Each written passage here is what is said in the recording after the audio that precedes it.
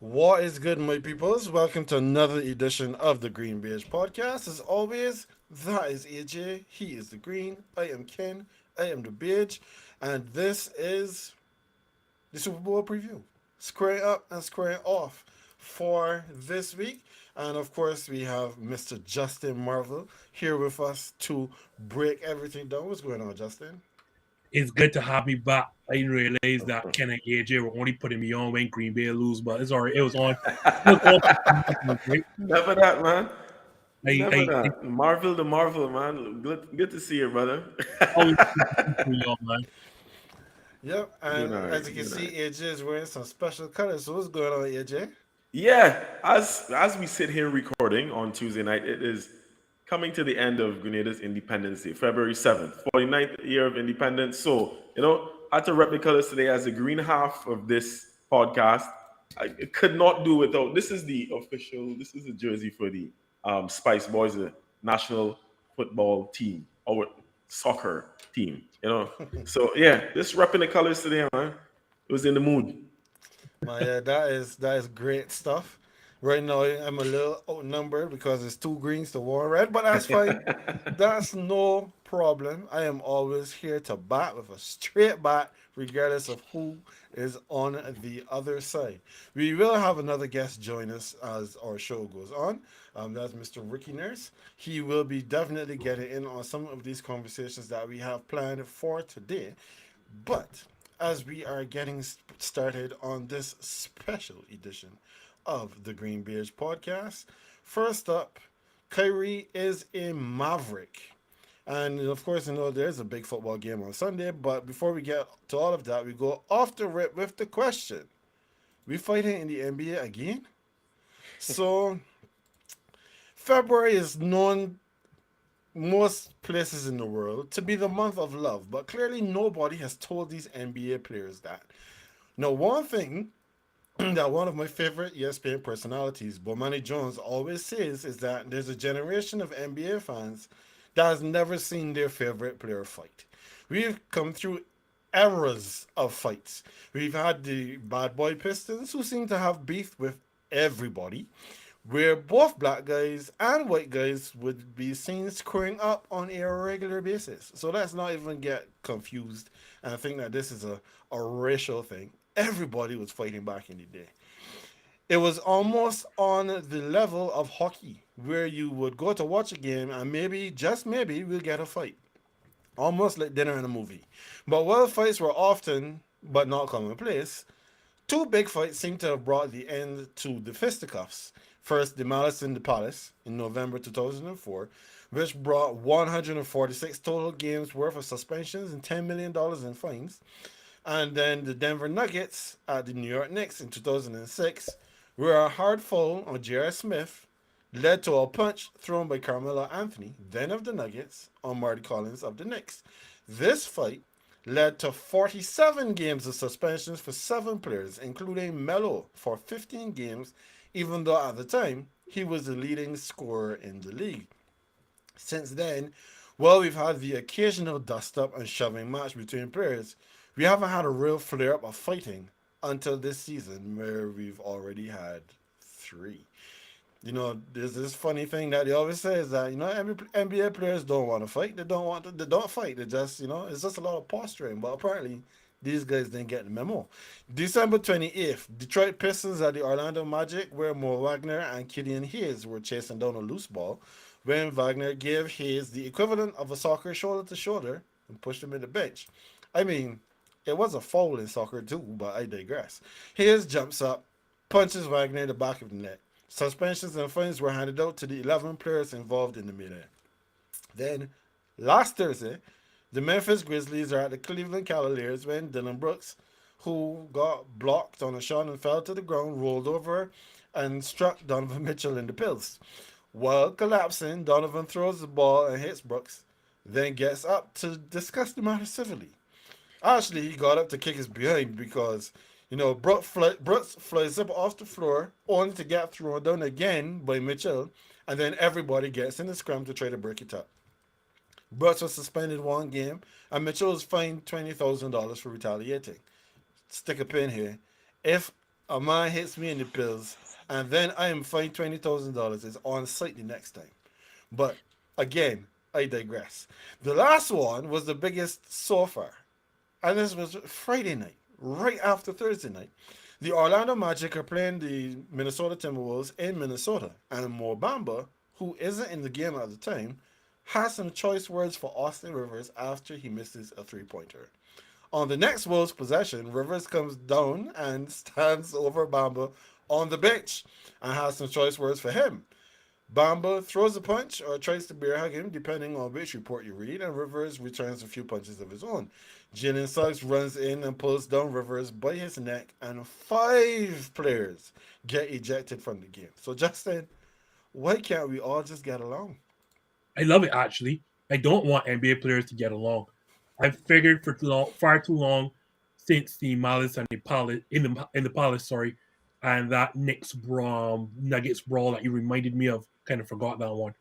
That the NBA, I don't want to say too soft, but they just got too friendly, and a lot of that is because these players know each other so well from prior to going in the NBA. A lot of them are on AAU teams together and would play a lot of national junior teams together. So a lot of these players are friends, and they thought league is getting too soft.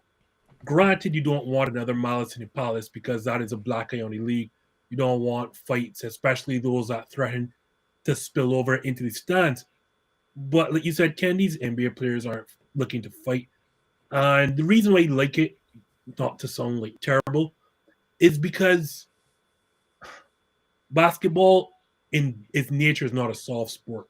Like we sit down and watch it on TV and think, we can play it. But when you get a key, it's a very physical sport. And, at some point you have to go beyond just putting the ball in the basket, shooting threes, or, defending it. At some point, there's a level of physicality involved. And you have to let opposing players know sometimes that enough is enough.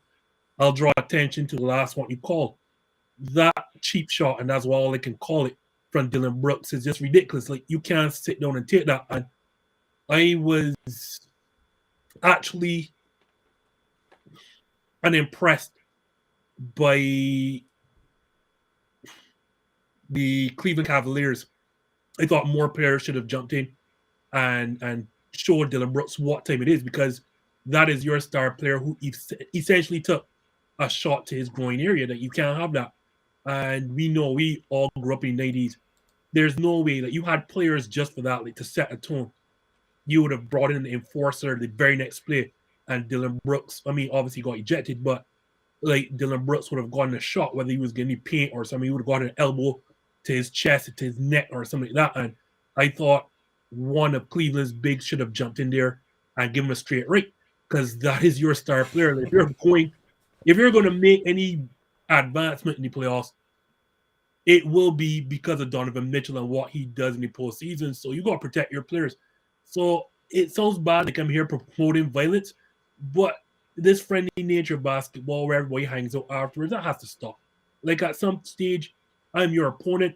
You hit my star player, come for this straight right, and we could talk about basketball after the fact.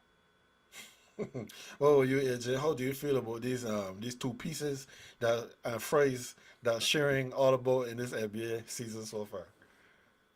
Well, I already shared my thoughts on the same one that Justin was just speaking of, the Donovan Mitchell and Dylan Brooks. Like I'm a fan of Dylan Brooks, and but even before this, so if I had been seen, if I was in that league and knowing that these are the kind of antics that the man was up to, and he did that to me, now it would have been a lot more serious than that. It would have been a lot more serious than me just throwing a ball at him and just getting in his face. Like I would have taken a few games well, for real, because that one is ridiculous. Like that's just a cheap shot. Like there's a difference between like men chirping and then it gets a little heated, or and a man taking a cheap shot at you. Like you see that one. Mm-mm. All in all, though, like Justin, I actually like it. I actually like it. The thing is, unlike yesteryear in our era and the two fights you mentioned, like these are like B and lower B and C level players at best who fight it, right? I mean, except for Spider, of course, right? he's the only like superstar that's involved. So there's still an element of it being like, all right, these guys just acting up. Because, like, but who are they really? Like, league ain't gonna miss them if they were suspended or anything like that. But at the end of the day, I agree with Justin's sentiment that you kind of want to see that little fiery those fiery antics from players as opposed to them being just friends and business partners outside the ball. And like, I mean, it's good to have that camaraderie because at the end of the day, the entire league is a brotherhood. So like you still look out for your fellow player, right? Which is why I can't stand what Dylan Brooks did because that a cheap shot is just something completely different. But again, I digress. At the end of the day, like even with your siblings, you fight with your siblings. So I have no problem with what took place. I'm not I'm not going to say that I want to see more of it necessarily, but I mean, it is a sign, and I, like Justin said, like, and I think you mentioned what Bomani said as well. Like, there's a whole generation that's never seen like their favorite player like come to fisticuffs in like that kind of situation, right? So this is what the league was, guys. This is what it was. This is and it was a lot worse than this. Like these little squabbles ain't saying nothing to what we used to see. But you know what? I actually like it. I'm glad that no one was seriously injured, though. I must say that. Like I don't want it to get to that to that level. Nor do I want it to be another Malice at the Palace where an innocent fan ended up ended up taking a few jabs and hooks because it was thought that he was a culprit. But I don't have a big problem with it, especially not for these like Mo Bamba. Like Austin Rivers said, like the only way he knows Mo Bamba is from because a song was made about him. But I mean, Austin Rivers ain't nobody but Doc's son himself, so I don't have a problem with it. I'm not promoting it, but I don't have a big issue with it because it didn't end up in blood being drawn or anything like that. Before you go, okay, sorry, I just want to add here, right? I can never forget, like Kareem Abdul-Jabbar is a peace-loving person who has pushed, he's obviously a Muslim, right? Mm-hmm. And I will never forget there's this image of a white guy elbowing him in the paint, right? And before the play is even done, Kareem says no problem. And when the ball swings the other side, straight right. That's what I've been brought up on. Facts. So jumping in here now, just in time. Mr. Ricky Nurse. So Ricky, welcome. Glad to have you as always. Glad to be here. Coming in late like Beyonce at the Grammys. They want Ken to know it. It's more green though. More green for real. Green, sir. I recognize that I am completely outnumbered, but that's okay. So Ricky, we are here talking about fighting in the NBA. So apparently we're fighting again. That's what it is. Yes, indeed. I don't know, man. Fellas doing anything for clicks right now. We don't even report on basketball in the NBA anymore.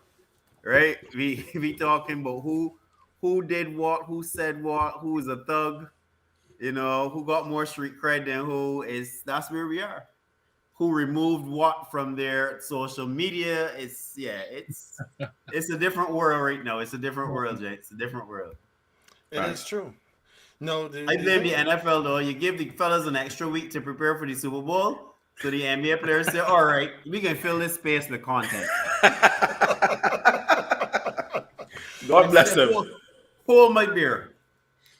I mean, what we're saying right now for the modern NBA is unprecedented.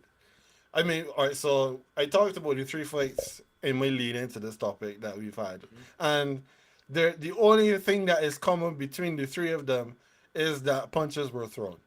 Because the first one, you had 2 guys running for a loose ball, and one gets a shoulder check into the bench, and he gets up and throws a punch. That's kind of like what we were accustomed to seeing back in the day. But the Dylan Brooks one, now everybody knows how I feel about Dylan Brooks. Like, how I feel about the Grizzlies in general, because the Grizzlies do way too much talking for a team that has not won anything at all. I don't know why they think that they can talk the way they do, but that's what they do. So personally, I would not mind if somebody holds them and rinses them with a sweep in the first round of the playoffs, regardless of where they are seated. But that is neither here nor there. Dylan Brooks, on the other hand, he has decided that he wants to be the guy that goes on the other side of the line. He's not a toe stepper or a toe tapper on the line. He is just crossing over like the chicken crossing the road. So far we've seen him He's a habitual dislocate. line stepper. According Yes. to Chappelle. Habitual He's a line stepper. habitual line stepper. Yeah, so we've seen him dislocate Gary Payne in the second's elbow. And now we've got this situation. Well, we had the situation a few weeks ago with he and Shannon Sharp, where really and truly can't really say Dylan was any wrong necessarily, except that if he's gonna run at Donovan Mitchell and Spider's just gonna easily throw him to the ground, you're not going up against the black superhero that is Shannon Sharp. So No. I don't know what is Dylan Brooks' problem, but clearly he has one. And then the situation that we had on Friday. I mean, if from Thursday night to Friday night, it's almost like if you're in a school and tensions are high and one body starts a fight, everybody's fighting. So that seems to be what happened between Thursday and Friday. Because why is Mo Bamba apparently mouthing off to Austin Rivers of all people? Like Austin Rivers he's just Austin Rivers. The most memorable thing that Austin Rivers has done so far in the NBA is to get into that squabbling thing he had with Big Baby Davis when Big Baby said that the only reason he was in the league was because of his father. We know Austin Rivers from that, and there was no fight then, but apparently Mo Bamba has something to say. And I don't know why Austin Rivers thinks that I can just go and stand up over this man on his bench, not my bench, on his bench, and tell him something, and that's all it's going to be. These youngsters don't have no respect for nobody. LeBron was out here quarreling about how the Grizzlies were mouthing at him. So clearly there's a lack of respect between the youngsters and the old heads, and now we're seeing a lot of fights. But I don't mind it. Like I said, it's dinner and a movie. Dinner by itself is fine, but if you get in the movie too well, perfect. Why the heck So not? I will exactly. say this, right? As a habitual line stepper myself, right? Like, I can tell you all some stories. I've said some things on the court. Boy, oh boy. With the Grizzlies, right? Quick, like, y'all said I'm not a fan of what they're doing, but as someone who trash talks a lot, what people don't underget is that trash talkers usually do that to get themselves going, not actually to get at you, but it's a way of amping up and ramping up themselves. And I think, like, it kind of helps the Grizzlies in terms of they're young. And so, it's a way to get the team going. It's a way to get everybody ready to say, hey, we're here, we're here. So you kind of get that attitude. And if you're the coach, you don't really want to kind of temper that because like it's kind of their, I don't want to say a persona, but that's what the guys rally around, right? So you kind of understand that. But at the same time, too far east is always west. And it's one thing, like, the Warriors trash talk a lot. Like, they talk and talk a lot. But they also have 4 titles behind their name. So they can afford to talk. Like, the Grizzlies have to understand, like, you got to see people like LeBron, you got to see people like Steph Curry, and just shut up or, like, keep it to a minimum. You could go up there talking to everyone else. And again, I know it's for not really to get under opponent's skin more so than to get players involved in the game and to say, hey, like, we're here, let's go, let's go, let's go. But there comes a point like Dylan Brooks stepping up, or Dylan Brooks and what's the other kid? The other wing player that went talking to LeBron. Bean? Dylan Bean. Bean, Desmond Bean. Desmond Desmond Bean. Bean, sorry. Desmond Bean talking to LeBron. Like, you got to know that's not going to end well. Like, you just got to see certain players, and they could tell you all firsthand. I'll give you all an example. In my habitual lane stepping days, I've had some run-ins. One of my friends, Andre Lockhart, being one of them. And I'll never forget, like, there is this thing, Ricky would know, like, at that time, there is a kind of friendly rivalry, but unspoken one where Lockhart and Jeremy Gill, we all know him as Bull, both kind of viewed themselves as the country's best player, but neither would come right out and say it. So a time I'm scrimmaging with Andre Lockhart in Leicester Vaughan. And I want to see, he was just going through the paces, using it as a way to exercise, right? And he's wearing his England jersey. So his England jersey has on not his typical number 3, but number 11, which is Jeremy Gill's local number, right? So me now, as I tell you, I'm a habitual line stepper. As we beat him like 3 straight times, but again, he's just going through the paces. So as he's walking off the court, right, I tell him, I'll bring the real number 11 and come on. And he look at me and said, what you say? I said, I stutter. I said, bring the real number 11. Now, most of the people on the court may not have realized what that meant, right? But I knew that I would get under him. Worst mistake I ever made. Andre Lockhart in a 4-on-4 game, 20 lobs himself. Everyone, nobody else. And this is the court Pearson Griffith, 6'10" Pearson Griffith that played Division I basketball in college, was on the floor and never touched the ball. Andre Lockhart went after me. I'll never forget. There's a play that we double teamed Lockhart on the baseline. He threw the ball between us, split us, and let the ball. And that's when he knew, it's a long night. It's a long That's a story I did not know I needed. But let me add to that though, Justin. I get what you're saying about amping yourself up. The danger with that though is that we know there are a number of teams that basically go below the radar, and when the playoffs come, collectively they find a way to raise the intensity as a team.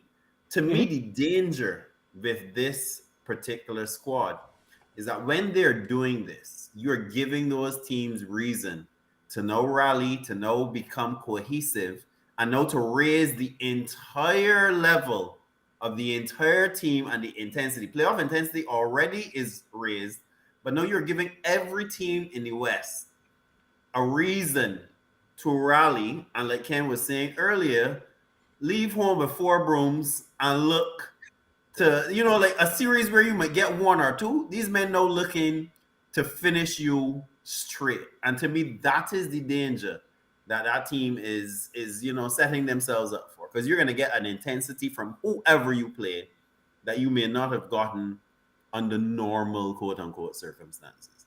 Completely So agree. to just finish this one off, as Justin, as you said, if people are trying to amp themselves up, Ja Morant, Taylor Rooks had a conversation in which she asked Ja who is he worried about in the NBA, and he said only the Celtics. She said nobody in the West. He said, nah, I'm good in the West.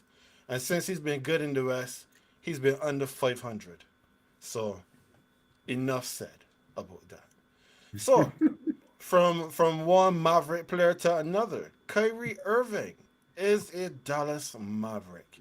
We had reports that Kyrie had been traded to the Mavs after submitting a trade request.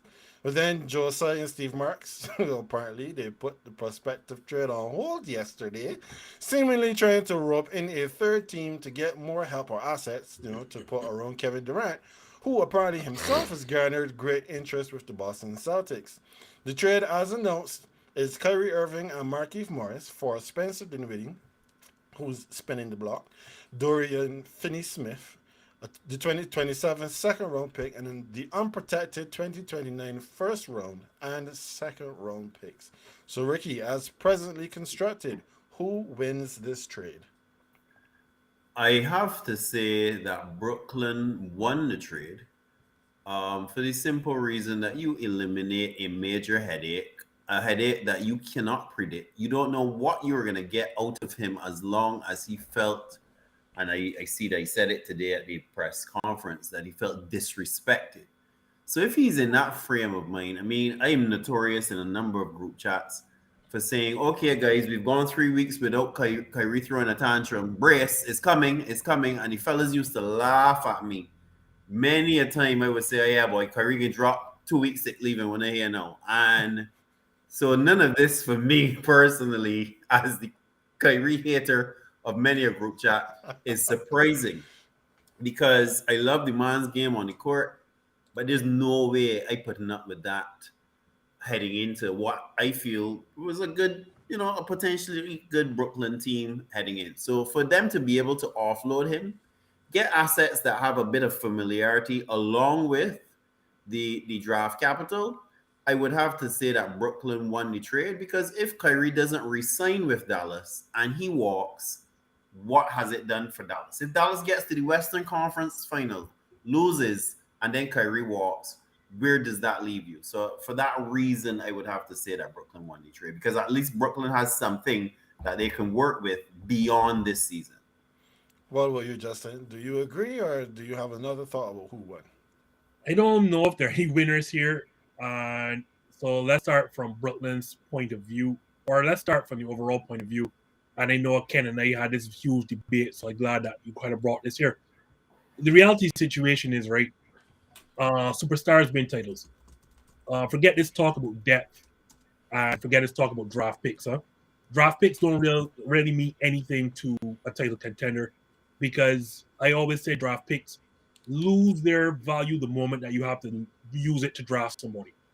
I'll give you an example. Would you want a number 2 overall pick, or would you want Kenyon Martin? Would you want a number 3 overall pick, or do you want Victor Oladipo? You see what I mean? Like, they sound good in theory until you have to use them to draft a player. And title contending teams don't care for draft picks.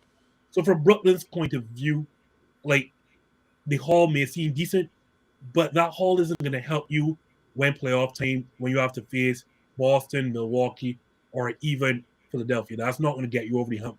Kevin Durant by himself, and especially an aging Kevin Durant, is not going to work. Your best case scenario was Kevin Durant and Kyrie Irving working that out.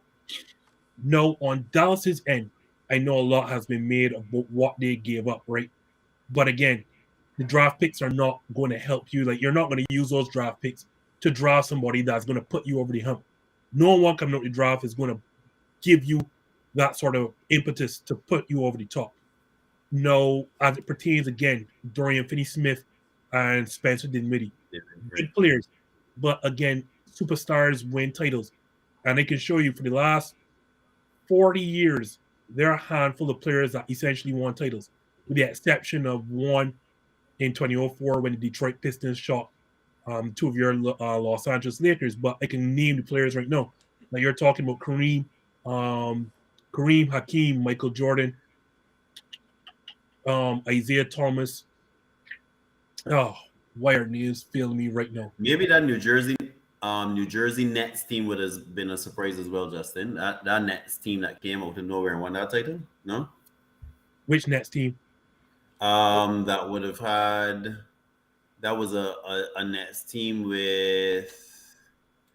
No, you're thinking Philadelphia 76ers. Huh? You're thinking 76ers. The Nets have never won a title. Wasn't or they made it to the final? Swept. They made it, Yeah. huh? Made it to the final and got swept by if I remember correctly. They made it to the final, right? But they came out of nowhere and Right, and then win. had a hell of a run. But you could go on again. Shaq, Kobe Bryant, LeBron James, Dirk Nowitzki, Steph Curry. You understand? Kawhi Leonard. Mm-hmm. There are only a handful of Giannis Antetokounmpo. These last 40 titles have been won by, I think, 10 or 11 players. So I say that to say Dallas saw a situation where they saw the only superstar they literally could have gotten in Kyrie Irving. No, is the fit going to work? And the answer is no, that fit is not going to work. Yes, it was a Jason Kidd, Kenyon Martin, and Richard Jefferson, but again, that team lost again to, superstars, Tim Duncan and Shaq, not in that order. So Dallas saw a situation where they could get another superstar to pair with theirs, because Dorian Finney-Smith and Spencer Dinwiddie are not going to put them over the top, as they found out in the Western Conference Finals against Steph. No, the issue is, again, the fit. And we know Luka Doncic is likely, the most ball-dominant player in NBA right now in an offense that is essentially the Houston Rockets offense that worked, for lack of a better word, with James Harden. I watched NBA Today, and they did show a way in which this could work, because at least both guards, Kyrie Irving and Luka Doncic, prefer the other side of their courts, right? So Luka primarily works on the left side, Kyrie works on the right. So if Luka goes and then forces some sort of trap double team, when you kick it to the right side, you'll have a scrambling defense, now trying to reset and close out to Kyrie Irving. And Kyrie Irving, for all he is and what Ricky said, most of which is true, Kyrie Irving what is lost in discussion is that Kyrie Irving is one of the most efficient scorers in the NBA without a shadow of a doubt at all three levels. Whether do I expect it to work? The answer is no. Do I like Dallas trying? Yeah, I like Dallas trying because your team as constructed was not going to win a title. So find a superstar. Yes, he brings headaches. He's a huge distraction, locker room cancer, if you want to call him all that. Guy who may not be focused on basketball. But Luka Doncic and the scraps in Dallas was just not going to win it. Okay. What about you, AJ? This is your hometown. So tell me, who won this trade from your perspective? Every time Justin is on, I feel like Justin, and every time he goes right before me, I feel like he's basically saying everything that I'm about to echo. Um, yeah, I will audible a little bit and change something, right? I feel like the Mavs actually won this trade, and I'll tell you why. Um, let me give y'all a little history lesson now. Right? Take it back to secondary school. Y'all remember Dr. Eric Williams? You remember his very famous quote when with regards to his justification of, because he was at that time Prime Minister of Trinidad and Tobago, in regards to his justification of why he was pulling Trinidad and Tobago out of the West Indies Federation, and he said 1 from 10 leaves 0, right? Now, obviously, mathematically, that's impossible, but you understand what he means. Like this thing is falling apart, right? That's essentially what's going to happen to the Nets. Like getting Spencer Dinwiddie and Dorian Finney-Smith means absolutely nothing. As was mentioned before, Dinwiddie just spun the block and came back. Like they already got rid of this man once. They took him back because they know that he's a good player. He's a good squad player. He's like Dinwiddie had his day, but since that major injury, Dinwiddie has not been the same. Like he showed some glimpses of that in the last postseason, but again, it wasn't enough for the Mavs to get over that hurdle with him and Dorian Finney-Smith, who's a decent enough player as well. The entire Nets, this entire project, which started with a big three, is now done. And the thing is, Kevin Durant doesn't have the leverage to be able to force his way out at this point. So we'll see how that goes, if they keep him hostage there or not. But their entire championship run is done.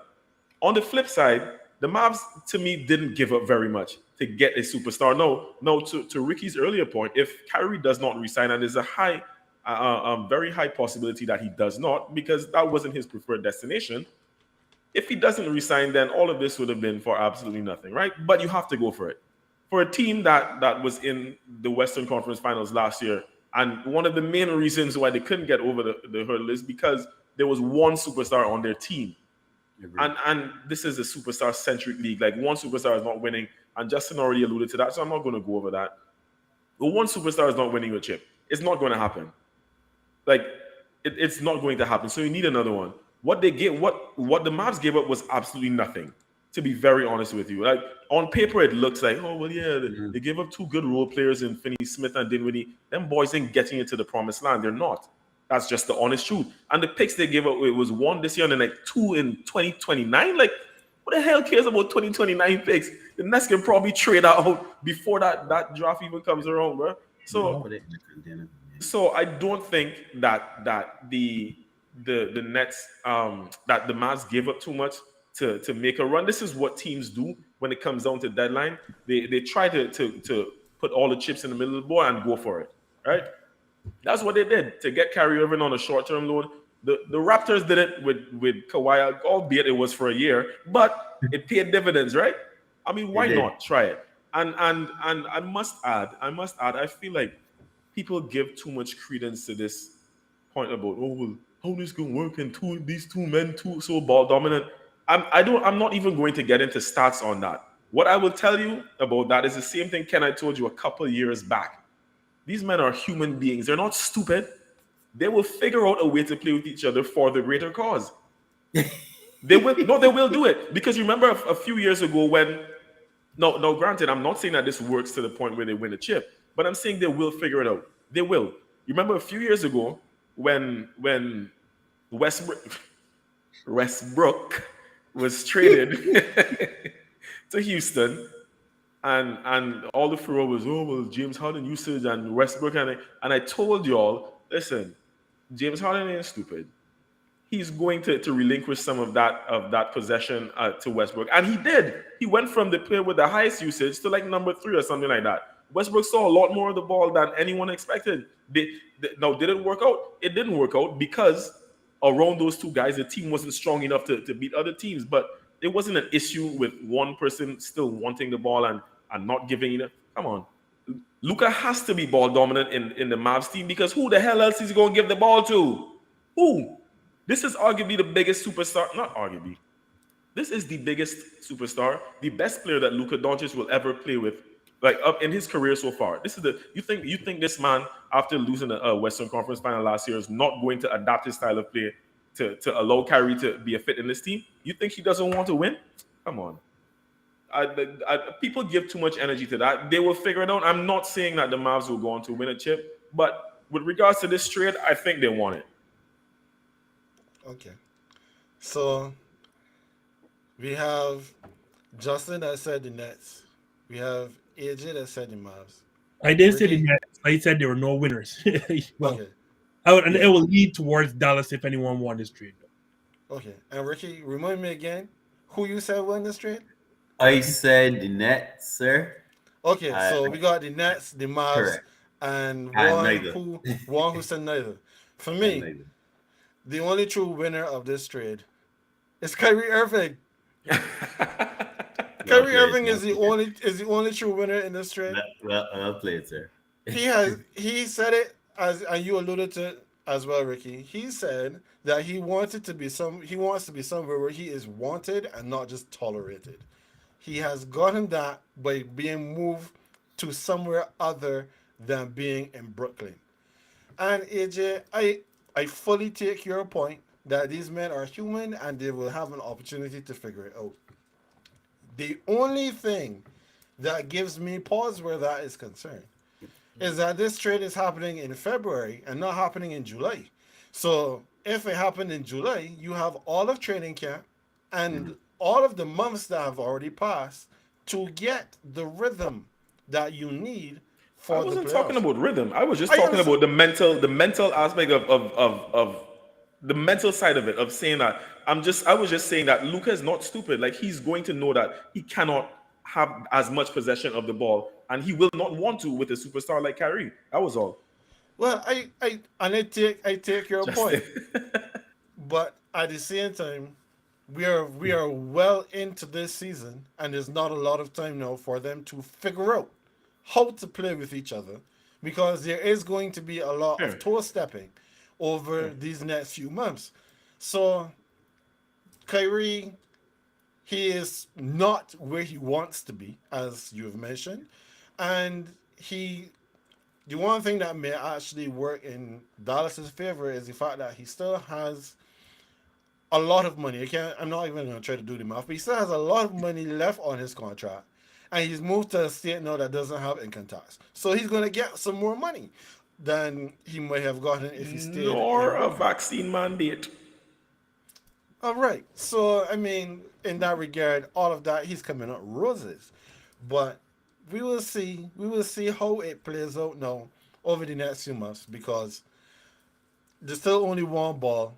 And I just want to correct one thing Justin said. Luka is not the most ball dominant person in the NBA. He is second. Second. Statistically, it's actually Embiid. Right. So that is it for that. So now we've completed our NBA conversation for today. And this weekend just passed was hit the wrong one. The Pro Bowl. The NFL Pro Bowl. Now the Pro Bowl changed its format completely this year, dispensing with the farcical Pro Bowl game and instead including some skills competitions and 2 flag football contests. By show of hands, fellas, did anybody watch the Pro Bowl this week? All right, Ricky. To be fair, right, I will say the only reason I actually did not is because I was actually at work that day. Otherwise, I would have tried to tune in to see what it was about. Well, I tuned in for all of like 4 minutes during that flag football game. As soon as full disclosure, as soon as I messaged in the chat and say, yeah, man, switching on the Pro Bowl, Justin was like, yeah, you can turn it off shortly. And he was I did and he was not wrong. because Even the Pro Bowl was watching me because I was working on Monday's show, and while it was on, so I took a peek up every now and then, like, yep, not missing anything. so Ricky, since you were the only one that actually actively watched the Pro Bowl, tell us about it because that was family time for me. I did not see it at all. All So right. what do you think about the changes to the usual format? Right. So again, wear my marketing hat on this one. I get what the NFL is attempting to do. They realize that they have our generation. So they have the baby boomers, they have Generation X. They got the older side of the millennials as well. The reality of it is they have to capture more of the younger side of millennials, and then they got to capture this generation called Generation Z. The problem they are having is that the older format Pro Bowl does not attract or retain the interest level, which is already a short attention span of that younger generation. Everything I saw, and I did for my sins, I watched a lot of it. Everything that I saw was to go after that generation. So there were a lot of short attention span antics within the format. The celebrity component was there as well. The players being ultra casual, playing something like flag football, which appeals to a younger crowd as well. So I get what they were trying to do. Was I entertained? You know, they say, "Are you not entertained?" No, it was not. Right? To be honest, no, it was not. But I get what they're trying to do. I think the challenge that we're facing, though, is that the players probably had no issue with it because if I show up and I get whatever you're giving me on all the associated endorsements and we can package this thing on these moments, which they did, I totally get that as well. Because really and truly, if you look at it, they took the content from all the different activities and then they just feed it out to us, feed it out to us, feed it out to us. So from that point of view, I get it. Do I think what I saw on Sunday is sustainable? No, I don't think so. Reason being, you still need people to get excited enough about that if you make it to the Pro Bowl, some of us, not all of us, but some of us are interested to tune in. And therein is where I see them having a challenge. But like everything else is going to come down to the metrics. The NFL is going to look at that, see what the numbers say in terms of our interest level. Did we consume it in such a way that we would return to watch it again? And trust me, if the numbers are horrible, it will change again. Yeah, I mean, it's gonna be difficult. Like right here, right now, it's difficult for me to think of what they can do to make the Pro Bowl that appealing from the players' perspective. Because it's one thing from the fans, like we will vote for our favorite players to make it to the Pro Bowl, and once they make it to the Pro Bowl, you are hoping that you get an opportunity to see best on best and best on best playing a full speed game of football. But these players just came from playing 18 weeks of full speed football and are ready now for the ice bath and the sea bath. They're not ready for any more of this bloodbath that is the football They, game. they So didn't even they didn't even rip the flags. Having played flag football at university for several years, they didn't even reach and rip the flags the way that you normally would. So even from that point of view, it was cringy because anyone who played flag football would tell you these guys weren't even trying. I saw one play, and of course it had to be a pick being thrown. I saw Trevor Lawrence throwing a pick to Jair Alexander. That was the only thing I actually yeah, I saw that. I was glancing at the TV because Sunday was actually a really busy day at work. So I was glancing at the TV and I saw that. And then the only other thing I saw in the media was that Jalen Ramsey took this like it was a playoff game. Yeah, that was probably the most shared content from the game, and rightfully so. And again, that is the irony, AJ. So thanks for that, because what that shows is it was the one moment where we saw something that resembled real football, and that was the most shared content coming out of it. Good. So that again speaks to the appetite we have for contact in a sport like that. There you go. So the NFL, they have their work cut out for them to try to figure out what they're going to do about this Pro Bowl mess. But I am very anxious to see how they're going to be able to convince these guys that, like for a defensive player especially, how I'm gonna tell you that I want you to go put another 15 tackles on your body. Sure. No, What's the no. sense of what's the sense of even asking linemen to be at the Pro Bowl? Like, what are you Yeah, doing? that's what had me because it was like so we just literally playing like not even full 7-on-7 because we got one man snapping the ball quarterback and like as you said, Ricky, they weren't even really like ripping at the flags. No, It they was weren't. a wrap They weren't. tackle. I'm gonna grab you here and then I'll pull the flag off of you. I'm Yeah, like, there's a lot of hugging and then remove the flag. That is correct. come on. It was hard to watch, but I get what they're trying to achieve. The numbers can speak volumes like everything else. So the numbers will tell us what direction that goes. Okay. So from fair football to the biggest football game of the year. The Super Bowl is coming on Sunday. Super Bowl number 57, where the Kansas City Chiefs and the Philadelphia Eagles square off at State Farm Stadium in Glendale, Arizona. Fun fact, whoever wins this game will have one more win than the Cardinals themselves in their home stadium. So, when we're looking at this game, we're going to go from the Eagles' perspective first. So, AJ, since we've deferred, I'll give you the first go on this one. What are the keys to the game for the Philadelphia Eagles? It's kind of simple to me. I'll wrap this all up in one bow. The key for the Eagles is to stay consistent.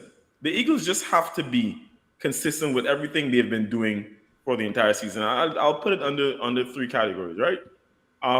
Just keep dominating the line of scrimmage, keep pounding the rock, and thirdly, and most importantly, just keep Jalen upright. Continue to keep Jalen up. They just have to continue doing these three things. They are the better team, like in every phase of play. As and I even saw y'all talk about this last night on the show as well. Because I mean, it's a well-known fact by now, right? Like they have the better offensive line, they have the better defensive line. They dominate the trenches. So all they really have to do, obviously, in terms of like one-on-one quarterback matchup, no one is going to take Jalen Hurts over Mahomes. But still, everything else around them, like the Eagles are better at, well, except for coaching as well. Like I'm not going to put Sirianni over Big Red, but still, I mean, they just need to stay consistent with what they've been doing. That's basically it. Just don't be intimidated. There are players on this team who have been here before. They need to be the leaders on the day to keep everyone level-headed.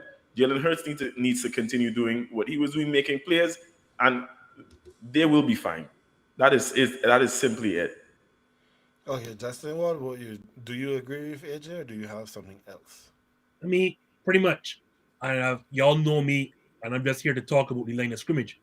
Everyone gets caught up in these fancy playmakers and the quarterbacks, these skill position players, but you know me, football games are won at the line of scrimmage, and if that's the case, then the Eagles have a decided advantage in this matchup. The first thing, Patrick Mahomes has a high ankle sprain. So if you can get home without having to blitz, if you can get home with just Hassan Reddick and Fletcher Cox, Brandon Graham, like you've basically won the contest. Like get home with those four, and also take away the middle of the field. So like you can with this Kansas City team, this is no longer that big play, one hit, two strike touchdown team. Like there's no more Tyreek Hill. This is a possession offense. No. So if you can take away Travis Kelce by doubling him in the middle of the field, force Patrick Mahomes to have to hold on to the ball that much longer, probably try to extend plays, that you probably won this game. On the other side of the football, you have to this is the best offensive line in all of football. Thank you, Ricky, for giving this stat. Each of their 5 members of this offensive line individually ranked no lower than 7th at their respective position. You're talking about Jordan Mailata as a left tackle, arguably the best center in football in Jason Kelce, and arguably the best right tackle in Lane Johnson. Just do what you do by controlling line of scrimmage, as AJ said. Most importantly, I think the most important players in this game are going to be actually Frank Clark and Chris Jones. You don't want, for what you do, you don't want those two players to have any interior rush. If the rush is going to come, let it come on the outside. You don't want them to have any interior rush to disrupt what you're doing. This offensive line, if this offensive line does like it has for these playoffs and the entire season and dominate the line of scrimmage, then I suspect this is going to be a very long day for Kansas City. What about you, Ricky? What keys have you pinpointed for the Eagles?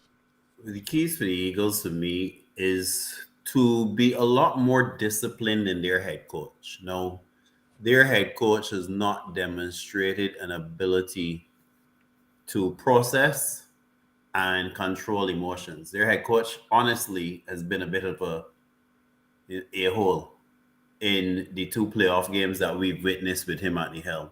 There have been moments where you almost act like it's all about him. Some play calls that I'm like, really, dude, seriously, like, let's get real. So if they can control that emotion, which they're likely to have in a game, obviously like this, I think that they just again control that line of scrimmage.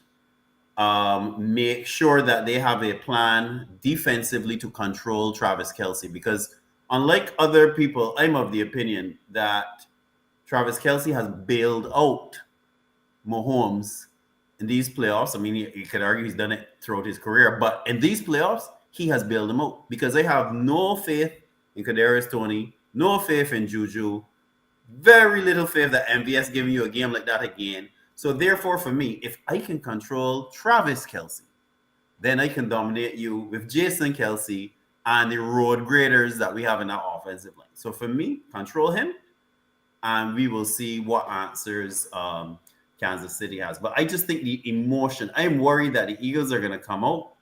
They're going to be too riled up, and they're going to start to make some mistakes early in the game and then find themselves having to settle it down. I believe that this is where the Andy Reid experience, this is where the Patrick Mahomes third appearance in this game in the last, 5 seasons?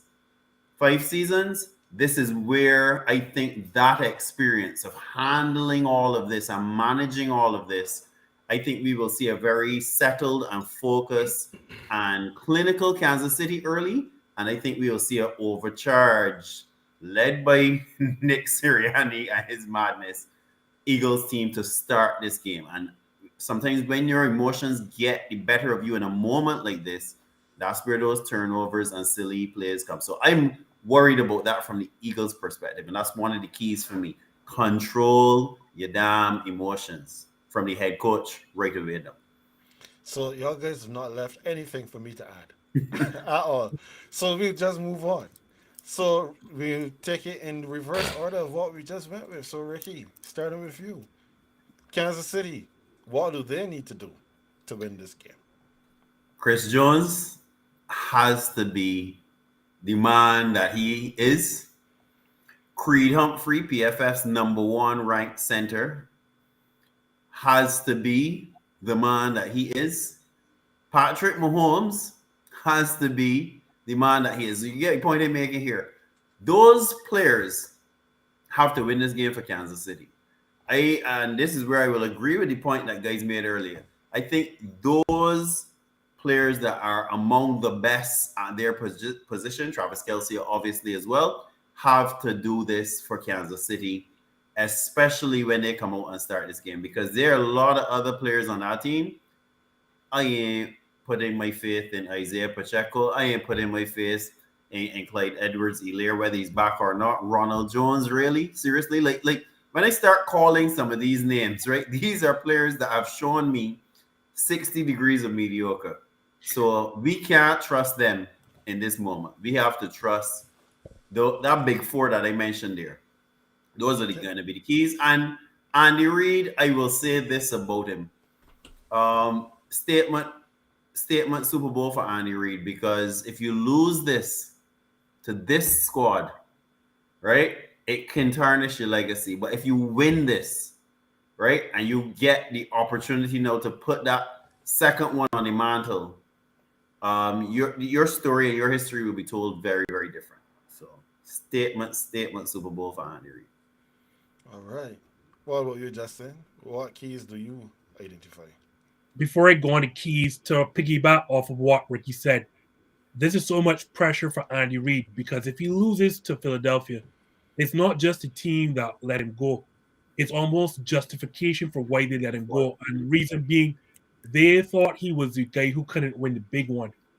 And again, it'd be justification because it would be the Eagles' second Super Bowl with two different head coaches and two different quarterbacks, which would kind of point towards Andy Reid being the reason that we couldn't win. So that being said, like Ricky said, first players over plays. I've always said that. Like great players got to be the ones that not plays. So the three, the four that he mentioned have to be the ones that rise above.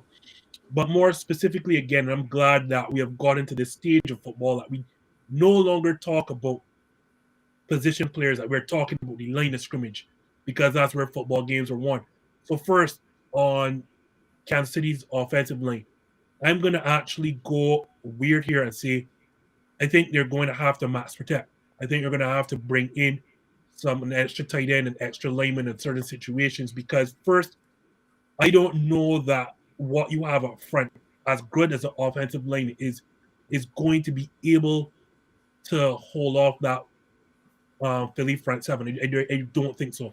So you're going to have to bring in an extra lineman, an extra tight end, leaving a tight end to chip, leaving a running back to chip. And I don't know that the offensive play calling of Andy Reid and Eric Bieniemy are suited for this game because if there's one weakness that this Philadelphia 76ers, I made that mistake again. If this Philadelphia Eagles team has, it is the inability to stop the run, especially straight up the middle. And that's not Andy Reid, that's not Eric Bieniemy. I think I would give them a heavy dose of Pacheco. Like just run, and a lot of heavy protect, and then play action out of that stuff. But that's not what these Chiefs are. No, on the opposite side of the ball with their defensive line, like Ricky just mentioned it, Chris Jones and Frank Clark have to be major disruptors. You just have to be like the moment that you allow Philadelphia to dictate terms on that offensive line of scrimmage, you've lost the game. Like you have to make plays in that backfield early, and you also have to be disciplined in your pass rush. I say that like you have to be disciplined on your lanes. If you're going to pass rush, then you just have to run straight up the field and stay on the outside.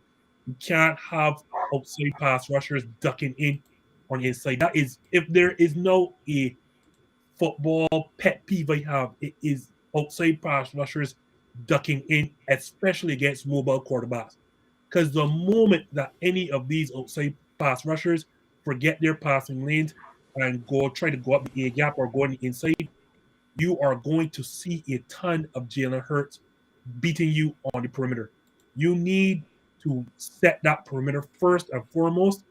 If anything, if they're going to run the football, keep everything between the numbers. Keep everything inside the line of scrimmage. Do not let them get outside. If they get outside, whether it is Miles Sanders, whether it is Jalen Hurts, you're in a whole load of trouble. Yeah, well, Frank Clark and Chris Jones have to be, forget Patrick Mahomes. For Kansas City to win, Frank Clark and Chris Jones have to be the best players in this game. Okay. What about you, AJ? What are the keys for the Chiefs? All right, so Justin, you made mention of the guys who always talk about skill players. I'm usually one of those guys, right? I'm usually one of those guys, but and actually I will mention part of that, but there's something else I will mention in regards to like the line of scrimmage. I hope that makes you a little proud. Um, First of all, I will say though, Ricky, I know you don't have faith in these guys, but one of the main keys for Kansas City in this game to me is to lean on that running game. You absolutely cannot play into Philly's hands by just having Patrick Mahomes try to sling the ball about for the entire game because that Eagles defense, and as you already noted, they're going to plan for Travis Kelce, and no one else that Mahomes could send that ball to is going to be as reliable as Kelce. So if you have Kelce out of the game, then it's going to be a long ass night, right? So there's that. I think they need to, and Edward Hilaire has been activated from IR actually, so he's back. Pacheco, McKinnon, like the Eagles the Eagles have not given up a 100-yard rusher. I think it's in a number of games now, but game script has dictated a lot of that, right? It's usually the point. The reason for that is usually because they're up like heavy, like by halftime and so. So by the time a team, their opponents, like get a proper possession, like it has to be like the quarterback throwing the ball all down the field, right? So in this case, the Chiefs need to come out strong. They need to lean on the running game. The last time they were at the big dance, when they lost to the Bucks, their leading rusher was Edward Hilaire, who had 9 carries. This cannot be exactly. This cannot be the same situation. It cannot do that this time because, as has been stated ad nauseum, it will play directly into what the Eagles have been very good at for the entire season. So they need to lean on that running game, not just on one individual, but share the ball about. Share the boat a little bit, right? Share the carries. And secondly, this is where I will mention the offensive line. No, the Eagles' offensive line. Sorry, defensively, y'all already spoke about the key guys on that side, right? For Kansas City.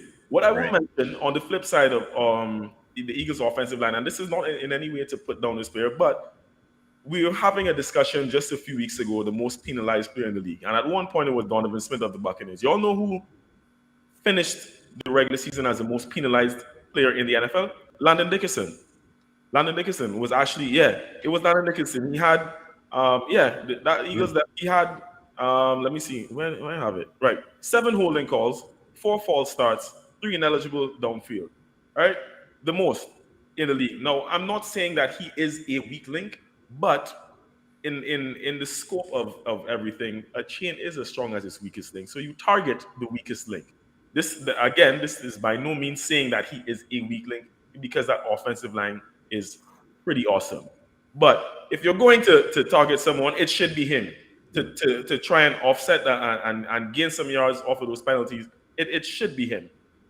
Like just he is the one person that you could potentially like gain some yards off of, and because not many teams, if any at all, have had a lot of success in breaking those guys down, right? So scheme up some ways to get pressure on this guy. It doesn't necessarily mean you will get to Jalen, but you might get a few yards and be able to advance the ball down the field. And of course, when they get into the red zone, they have to score. They cannot settle for field goal. That offense has to be clicking. Do whatever you need to do, but it cannot be. You're not going to beat the Eagles by kicking field goals. The same way they couldn't beat the Bucks the last time by kicking a field goal in each quarter. This is going to be similar to that. They can't do that. So that's what it is for me for Kansas City. There's a lot more for them to do than for the Eagles to do. That is fair. That is fair. And I mean, again, you guys haven't really left much for me to say.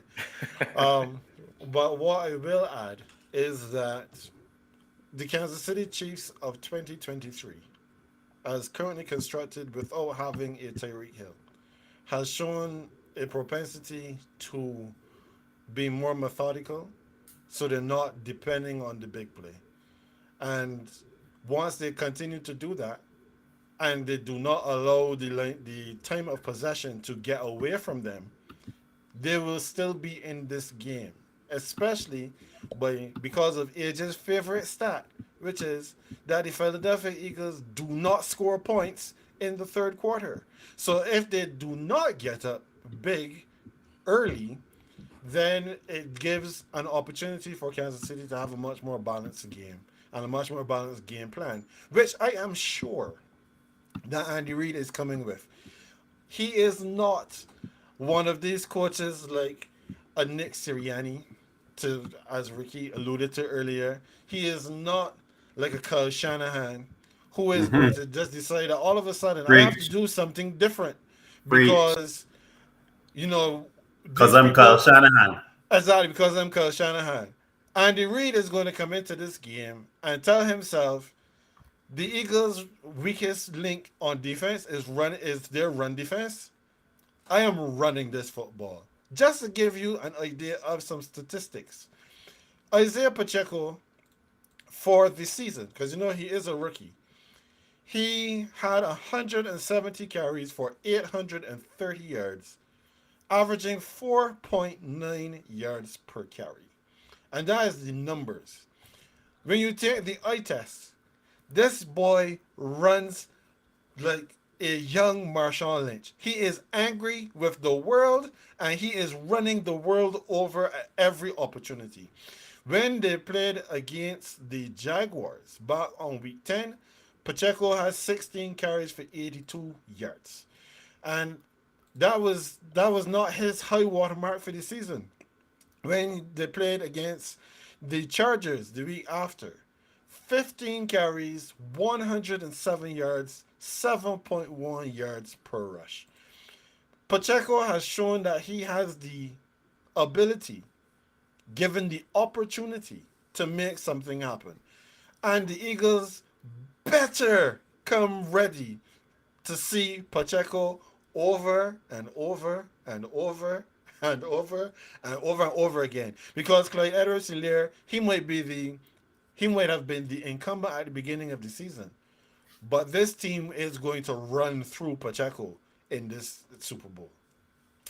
All right. If I may just add, Of as an course. alum of Rutgers University, Isaiah Pacheco from Rutgers University, he's one reason that I wouldn't mind if the Chiefs win this game, just to see Lil Poppy win a Super Bowl. So yeah, followed his career at Rutgers. I was glad when he got drafted by the Chiefs, and yeah, he has the talent. I can't dispute that. I just don't think the Chiefs coaches had the discipline to stick with that. All right. So Ricky, you've been giving me the segues all night. So no, Wait, actually, before, because I do want to ask you all something real quick before we go to the picks. sure. This is just like, it doesn't have to be a very long. I just want to know what would you all do in this situation, or what do you think would be wise? So, in knowing how the Eagles usually start games, right? If you are Kansas City and you win the toss, do you take that ball first and try to set the pace, or do you defer and then knowing that you're going to get the ball in the second half? How do you approach this game? I love this. Knowing what the Eagles I are, love this question. yeah. I again defer. Like always, you want your opportunity. There's no greater momentum than doubling up, which is scoring to end a half and coming back and scoring at the start of the third quarter. And you all made mention that the Eagles have some issues indeed with third quarter starts. Unfortunately, the Eagles are one of the if not the fastest scoring team in the league in terms of how they start out. But if you can set the tempo early again, I saw it with San Francisco in the first quarter and a half. What D'Amico Reigns did, like if Kyle Shanahan was smart enough to challenge the um, catch, catch, then we're talking about a scoreless Philadelphia Eagles in the first quarter. First right, man. If you are disciplined enough, as I said, you can give Philadelphia the ball early, contain Jalen Hurts in the pocket, know that if your pass rush is coming, then you can't duck inside. Like if you're going to hand off, dare them to say, all right, hand off to Miles Sanders, but we're going to live with that in between the numbers. We are going to continue. We're not going to give you outside lanes. I think if you can just keep Jalen Hurts in the pocket long enough and say, we dare you to be a traditional pocket passer and beat us with these pinpoint throws, then I think you can get like 2, 3 quick 3-and-outs. And you don't know how that throws off because, like Ricky mentioned, it is not like they have a head coach who is extremely well disciplined. This is a guy that goes up and down very easily. So, like, if you get them to 2 or 3 quick 3-and-outs, then you never know. Because also, what has been lost in translation for the Eagles this season, this is not a team that is accustomed to playing from behind in their entire season. Like they are so accustomed to getting out to quick starts. They have not faced a lot of adversity playing from behind, and especially against a veteran team like this Kansas City Chiefs team. Yeah, actually, weird enough, I defer. What about you, Ricky? I agree. I would defer as well. I think pressure bust pipe, and in the spirit of Grenada Independence Day, I would want to ensure that I got all of the what is it? Is the oil and what else, AJ? You talking about oil down?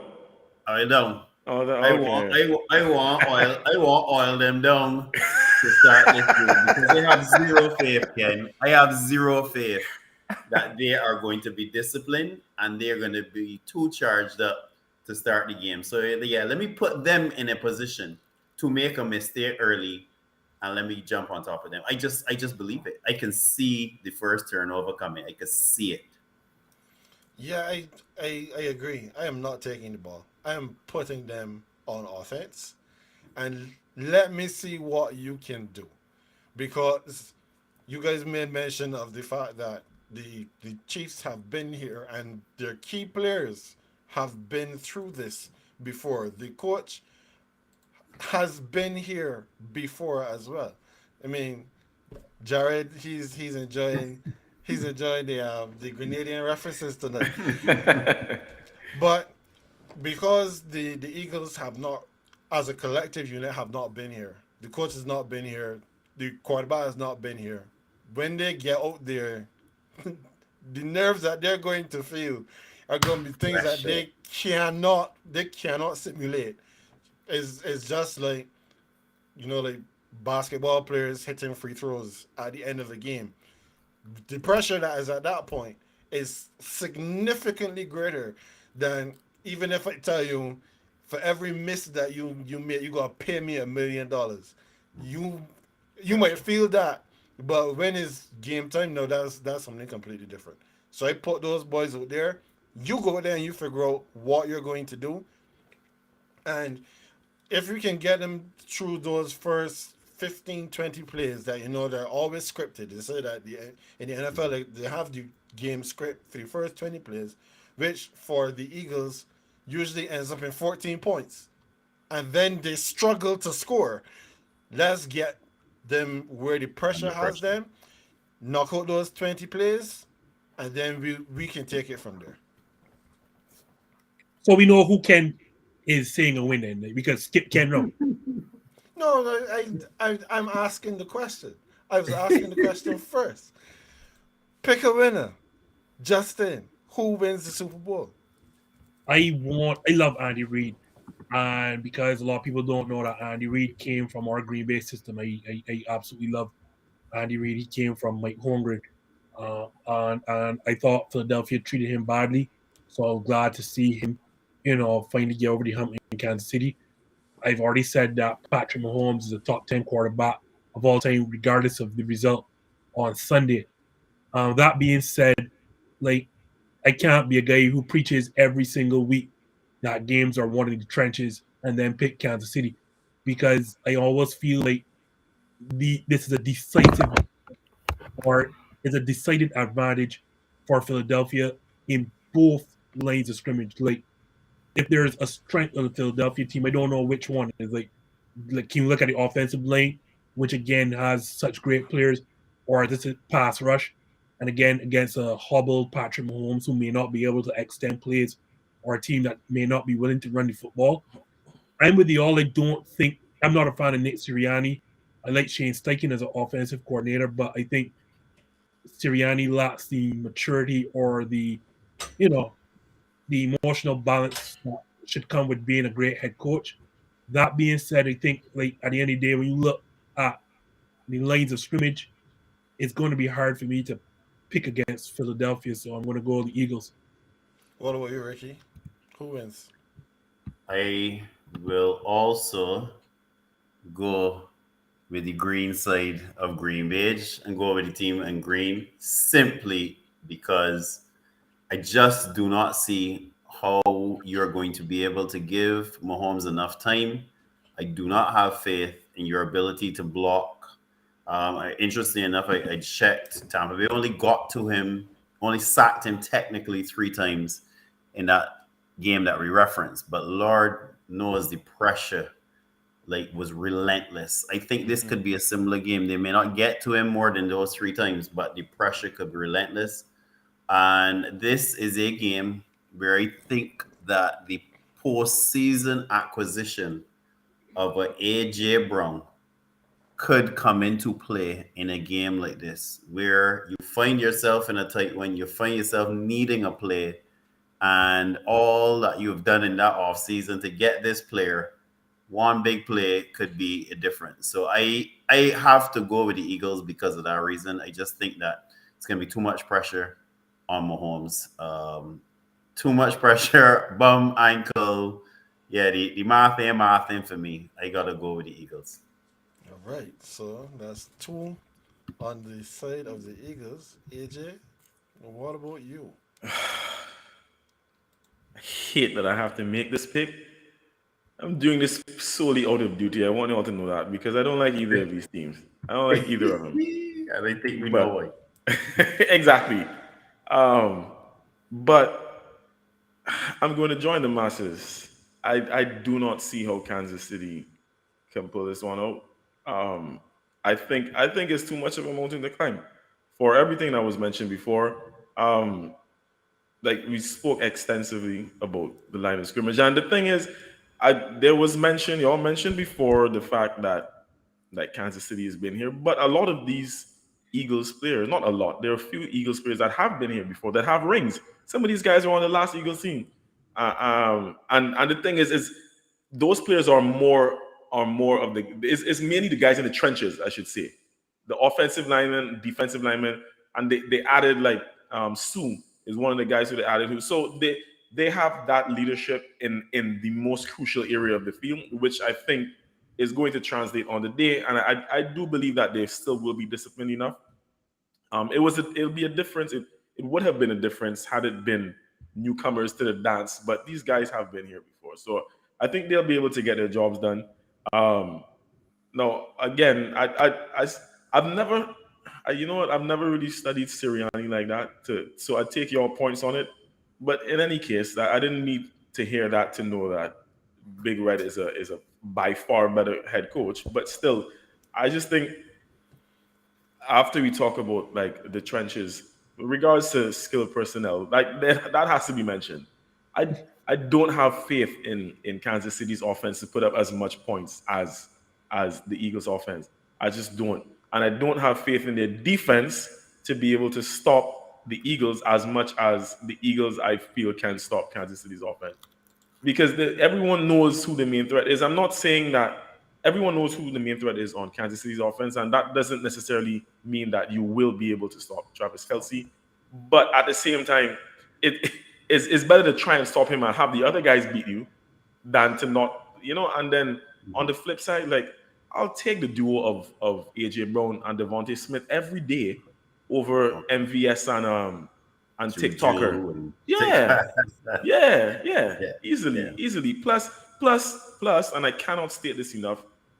The Eagles' ability to run time off of that clock while being able to run this football is going to be of paramount importance. I think they will still lean on that. It is a three-headed monster in that backfield. None of those guys are like high end, like, but they will come in, they will get yardage, and I think the Eagles will continue to do what they have been doing. And I'm not saying it's going to be a blowout. I don't think it's going to be another Bucks Chiefs. I don't think the Chiefs are going to lose that badly. But even if it's a relatively close game, I see the Eagles taking it, much to my dismay. But hey, lesser of Okay, evils. okay. So when I was deciding what shirt I was going to wear for today's show, I have so much green in my wardrobe. It's not even funny. You would think that because I am the blue side of the GreenBaje podcast, I have more blue in my wardrobe, but apparently I have a lot more green. So I'm gonna start with what I said yesterday on hashtag this just in. The Chiefs were my pick to win the Super Bowl at the beginning of the season. They were my pick to win at the beginning of the playoffs.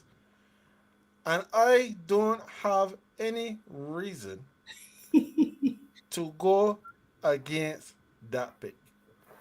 I believe that the Chiefs are good enough on defense to stymie the run game of the Eagles while also being stout enough on their offensive line to give Mahomes time to make his magic happen.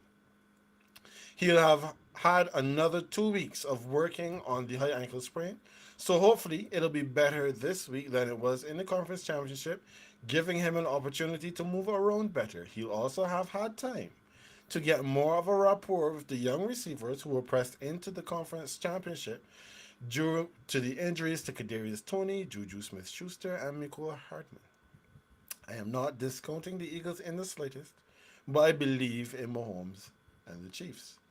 And to what I did not write down.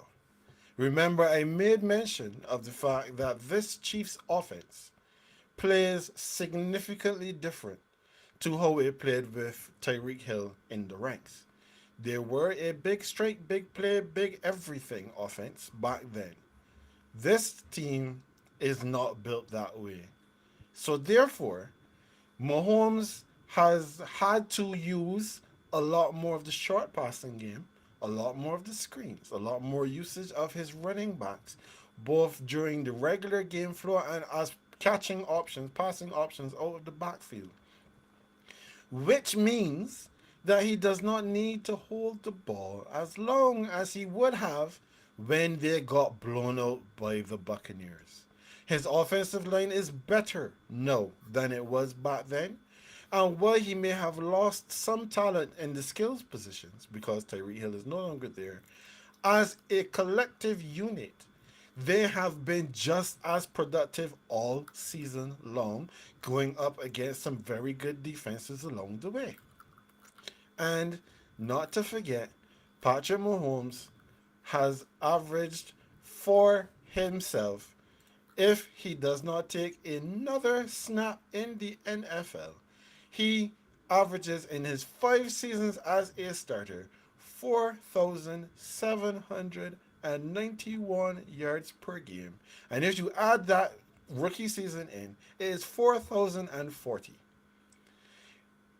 When you do the math, that is over 300 yards a game. So if he can get what his average is, and I see no reason why he can't, and if they get 80 to 100 yards from the running backs in this game, I see the Chiefs winning. I I picked them at the beginning of the year, and me and my red shirt going down swinging. I am in the corner with Big Red. All right. So I am so sorry that because of the calendar, we will not be here next week. Because I would love to be back and see your faces when I am smiling and you are not, because I was right and you were wrong. Don't get me But wrong. I want the Chiefs to win, but yeah. yeah, you gotta make the educated pick. Well, Yeah. I am sticking. I am wearing my heart on my sleeve, and my blood beats red. I am going with Big Red. I will be the only one out here on that limb this week. And like I said, unfortunately, we will not be with you next week because next week, Tuesday, is February 14th. The esteemed gentlemen on this panel have responsibilities that I will not be pulling them away from. So we will not be here next week, but we will be back the week after. Hopefully you gentlemen will be available to join us as well, so that we can take a look back, not just at the Super Bowl, but I'm sure that there will be plenty of other activity between now and then. So of course, Justin, hashtag this Justin, tell the folks where they can find you before we go. Before I go, thank you again, guys. It's always a pleasure, and especially when Ricky is on this show. Like, it can't have a better time than to chop it up with you all three guys. Like, and it also makes me remember home is just a phone call away. So if you're watching, please indeed, you know, subscribe, follow, like everything that GreenBaje puts. So for me, no, hashtag this Justin. As you know, I always say, put in that hashtag. You don't want Matt Skellerman, you want the real this Justin. So hashtag Justin. We are on live every Monday night on YouTube. That is 7 p.m. Eastern, 6 p.m. Central. For short form content, you can find us on Twitter. You can find us on Facebook. You can find us on Instagram. Again, hashtag this Justin. If you're not finding us, you're not looking hard enough. All right. And of course, thank you very much, Ricky, for being here with us. We always enjoy your input, your takes. We're glad even the times when you can play referee for me and AJ. So Yes, indeed. And so that I know those moments will continue over the next few months. oh yeah. That's why we're here. That's how we started this. That is for sure. And I mean, we're going to end the similar fashion to the way we began, which is I too want to extend greetings and happy Independence Day to the nation of Grenada. We know from being Appreciate in the it. Caribbean what independence means for us. So this is something that's definitely to be celebrated. So, Appreciate that, guys. of course. So for the GreenBaje podcast, as always, that is AJ. He is the green. I am Ken. I am the beige, and we will see you next time.